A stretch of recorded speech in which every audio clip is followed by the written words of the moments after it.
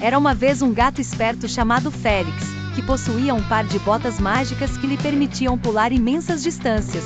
Félix tinha um grande amigo, um coelho alegre chamado Tobias, que adorava explorar novos lugares.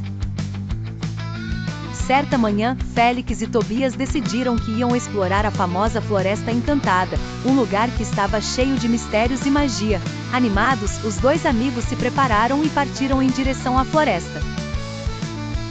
Ao chegarem à entrada da Floresta Encantada, encontraram uma coruja sábia, conhecida por todos como Senhora Aurora. Ela cumprimentou os dois e lhes deu um conselho: sejam sempre bondosos e curiosos, pois a floresta recompensa aqueles que valorizam seus segredos. Continuando a jornada, Félix e Tobias ouviram música ao longe.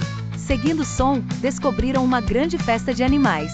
Havia esquilos tocando violinos de folhas, sapos cantando alegres melodias e até mesmo um urso que fazia malabarismos com pedras brilhantes.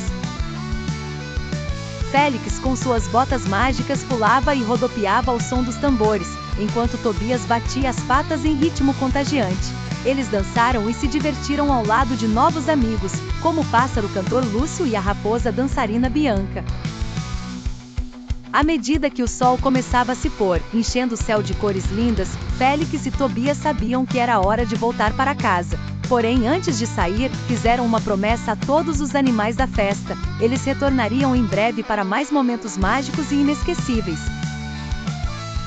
Assim, com o coração cheio de alegria e lembranças fabulosas, o gato esperto com suas botas mágicas e seu amigo Tobias começaram a caminhada de volta, já imaginando as próximas aventuras que a Floresta Encantada lhes reservaria.